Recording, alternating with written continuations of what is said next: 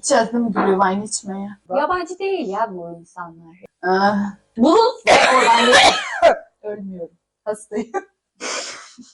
Avrupa Öncelikle vatandaş olabilmeniz için Almanca bilmemeniz gerekiyor. Expat olacaksınız. Çünkü artık expatlar vatandaşlık hakkı elde etti. babacık kuş. Bir sahibi olmayın. Kocanızın parasını yiyin. Allah'ım.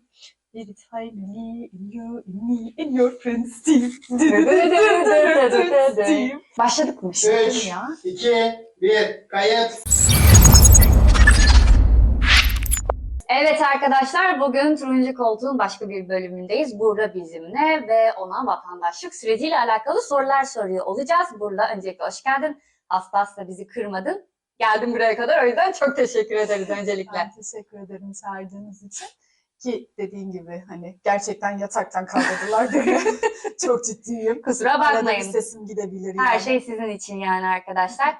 Burada ben basit bir şekilde aslında buraya nasıl geldin, nasıl bir süreç başladı aktarmanı istiyorum Tabii bize. ki. Ben 2012 yılında geldim. Yani yaklaşık 2024. 12 yıldır buradayım. Üniversiteyi Türkiye'de bitirdikten sonra bachelor'ı işletme 4 yıllık şeyi bitirdikten sonra yüksek lisansı burada yapmaya karar verdim.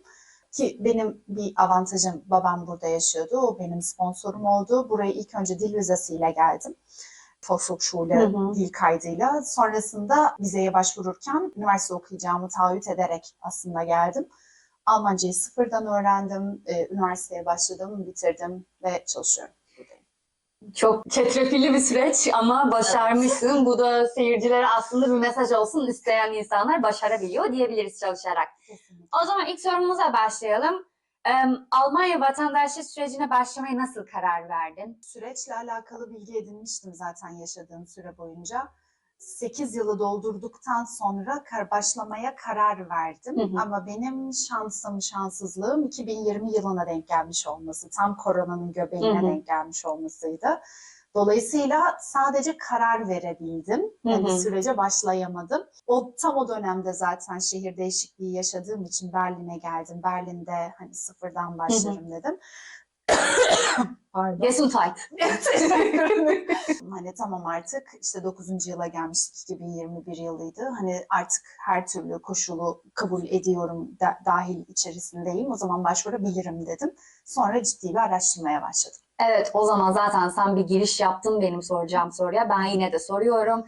Hangi şartları yerine getirmen gerekti? 8 yıldır aralıksız Almanya'da yaşıyor olmam, ikamet ediyor olmam gerekiyordu. Kendi geçimimi kendi kendime sağlayabiliyor, hiçbir yerden destek almıyorum. Bunu kanıtlamam gerekiyordu. C1 ya da ileri seviyede Almanca biliyor olmam gerekiyordu. Sanırım C1 değildi, B2'ydi o zaman. Şu an B1 hatta diyebiliyorum. B1 olabilir. Siz bir araştırın gene de arkadaşlar. Tabii yeni kanunla zaten her şey değişti. İleri seviyede Almanca bilmem gerekiyordu.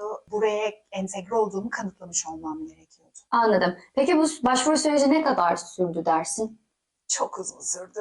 Yani Berlin'de başvurduğum için, ki herkese tavsiyemdir, eğer mümkünse gerçekten küçük şehre gidin. Çünkü Berlin'de ben Kasım 2021'de telefonla ilk başvuru görüşmemi sağlayabildim. O da telefon açtım. Yaklaşık 2,5 saat telefonda bekledim bu arada. Sürekli aradım. Sonra baktım 64 kere aramışım. Zaten ulaşamıyoruz genel olarak Almanya'da. Mümkün değil. Bir şekilde 2,5 saat sonra telefon düştüğünde bana 2022 yılı Ağustos ayı için randevu verdiler. Ve sadece dediler. Belgelerinizi, kaydınızı al. Size Ağustos ayında telefon görüşmesi yapılacak. 2022 yılı Ağustos ayına kadar bekledim. İstediğiniz maili atın, istediğiniz insanla görüşmeye çalışın. Kimse çağrınıza çıkmıyor. Eğer bu tarih verildiyse bu tarih kalıcı bir tarih. 2022 Ağustos ayı tam bir tarih verilmediği için Ağustos'un 1'inden itibaren mail atmaya başladım. Hangi gün? Bana bir gün atın diye. İnanmayacaksınız. 31 Ağustos öğlen 2'de beni aradılar. Tarih unutulmamış, not edelim. Gerçekten unutulacak gibi değil. Çünkü telefonu açan kişiye dedim ki Ağustos dediniz. Hala Ağustos'tayız dedi. Haklısın. Alman mentalitesi. Yaklaşık 15 dakikalık bir görüşme yaptık. Saydığım dahil olduğum maddeler, kaç yıldır buradasın, ne yaptın bu zamana kadar, hiç Türkiye'ye gittin mi, geçimini nasıl sağlıyorsun, Tabii bütün bu konuşmayı Almanca yapıyorsunuz. Hani yanlış hatırlamıyorsam 10. dakikada falan şey dedi adam. Hani Almanca zorunluluğunu sormuyorum. Konuştuğumuz için anlıyorum. Hiçbir sıkıntın yok gibi. Sonrasında şey dedi. Belgelerini topla. Mail atacağız. Pardon. Mail. Haha. Mektup atacağız. Onlar mektuba da mail diyorlar zaten bu Ya, arada. değil Onu mi? fark ettim Doğru. yani sorun yok o yüzden. Doğru. Mektup atacağız. Mektupla beraber tarihin belli olacak. İşte şu tarihe kadar sertifikalarını, belgelerini, her şeyini toparla. Hı hı. O mektup içerisinde yazacak hangi belgelere ihtiyacımız olduğunu. O tarihe kadar işte senden işte zaman istiyoruz. Sonrasında Hı hı. da bizi hiçbir şekilde iletişime geçme, biz seninle iletişime geçeceğiz dediler. Aralıkta gelmesi gereken mektup bana Ocak'ta geldi. Ağustos'tan Ocak'a kadar bekledim. Harika ya. Gerçekten Çok uzun inanılmaz. yani. Evet, burada zaten anlatırken bayağı bir zorlandık. Siz de zorluğunu anlamışsınızdır diye düşünüyorum. Bir de tabii adli sicil kaydı önemli. Bunu hepimiz biliyoruz. Yasalara Tabii. olan bağlılık vesaire. Ama bu süreç boyunca bir de vatandaşlık testi yapıyorlar. Sen bunu özel olarak hazırlandın mı ya da nereden ulaştın kaynaklara, örnek veriyorum, bir soralım. Ben ilk görüşmeyi yaptıktan sonra ufak bir araştırma yaptım nerede yapılır diye. Fox Hochschul'lerin hepsinde yapılıyor bu. Aradığım dönemde 2 ay sonrasına falan randevu vermeye başlıyorlardı. 2 ay, 3 ay, 4 ay. Ben kendi kaldığım, bağlı olduğum Spandau bölgesindeki Fox Hochschul'e direkt mail attım. Benim oturumum burada. Mümkünse bana daha erken termin verebilir misiniz diye. 2 hafta içerisinde işte 1 hafta sonra bana 1 hafta sonrasına randevu verdiler. Hazırlanma süreci de online. Yaklaşık 300 tane soru var. 300 tane soru içerisinden 30 tane soru çıkıyor. Kanunun değiştiğini zannetmiyorum o konuda. İçerisinde yanlış bilmiyorsam sadece 10 tane soru bulunduğunuz eyaletle ilgili. Geriye kalan 20 soru Almanya genelinde işte kanun, nizam, tarih bununla alakalı sorular. Entegre olmuş musunuz Aynen diye öyle. bakıyorlar. Peki acaba bu doğrultuda entegrasyon kurslarına entegre olamayan insanlara önerebilir miyiz bu sürecin sence iyileşmesi ya da hızlaşması için? Kesinlikle, yani bugün çektiğin videoda söylediğin gibi karşıdan karşıya geçmek bir entegrasyon meselesi. Mesela evet, o yüzden Yani bu- önemli. Evet Burla, zaten sana bir sürü soru sorduk ama evrak sürecini birazcık daha anlatmanı istiyoruz ve aslında bizim buradan çıkarmamız gereken mesaj nedir? Bize iletmek istediğin son cümlelerini senden rica edelim. Belgeleme döneminde özellikle ki kişiye göre farklı belgeleme süreçleri oluyor bu arada. Ben Almanya doğumluyum mesela. Benden direkt Almanya doğum belgesinin orijinalini istediler. Türkiye'de bitirdiğim diplomamı istediler. Lise diplomasını istediler. Üniversite transkriptini istediler. Dil sertifikamı istediler. Dolayısıyla burada üniversite bitirdiğim için ona gerek kalmadı. Einbürgerungstest dediğimiz vatandaşlık testini istediler. Bunların orijinal belgelerini ve fotokopilerini ekledim. Ve o dönemde, yani o dönemde dediğim geçen sene, elden postaneye götürüp Bürgeramt'ın posta kutusuna attım hatta. Sonrasında işte incelemeye başlamıştır diye bir mail attılar bana. 2 gün sonra da orijinal belgelerim evime postalandı. Bu konuda çok titizler. O yüzden çok mutluyum aslında Almanya'da.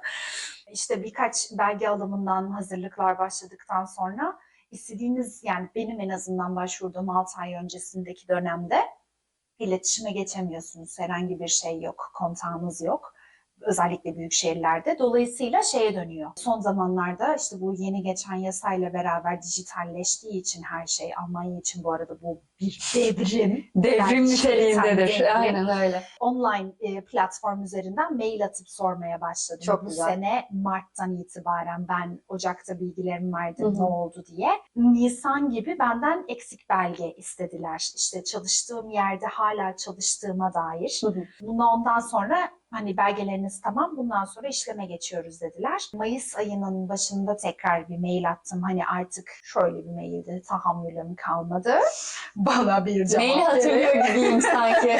Gerçekten çok böyle duygu yüklü bir maildi. İnanılmayacak bir hızla 2 gün içerisinde bana tarih atadılar. Sonrasında fark ettim ki şu an geçmiş olan yeni kanunla beraber işte 27 Haziran'da yeni kanun geçti. 28 Haziran'da bana termin verdiler. Şöyle bir güzelliği oldu. Yeni kanunla yararlandığım için çifte vatandaş olabildim. Evet. İkisini de tutabiliyorum.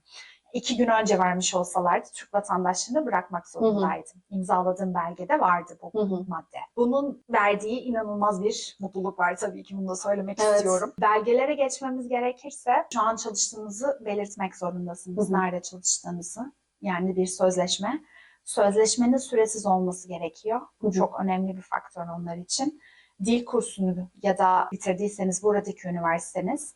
Benim durumumda dediğim gibi ben burada doğduğum için buranın doğum belgesini istediler. Eğer Türkiye ya da başka bir yerdeyse oranın doğum belgesini isteyeceklerdir. Türkiye'de bitirdiğiniz üniversite ya da en son bitirdiğiniz yüksek okul hangisiyse bunu istiyorlar. Şu an aklıma gelen gerçekten bunlar. Aşağıya listeleriz daha detaylı Aynen. bir şekilde. Tekrar Bunlar bakarız. senin de önemli gördüklerin diye düşünüyorum Tabii zaten. ki, tabii ki. Tabii yani sonuçta yasalar sürekli değişiyor. O yüzden yine de biz bir genel bilgi vermiş olduk burada. Bizzat bu süreci deneyimleyen bir insan çünkü kendisi bu konuda çok önemli fikirleri. Ama siz tabii ki bu süreci yakından inceleyin. Çünkü gerçekten regülasyonlar sürekli olarak update ediliyor. Örnek veriyorum 8 sene dedin ama 5 sene ya da 3 sene sanırım. 5 seneye O yüzden siz yine de takip edin deriz ve evet belki tekrar çekeriz turuncu koltukta vatandaşlık sürecini yenilenen yasalarla beraber.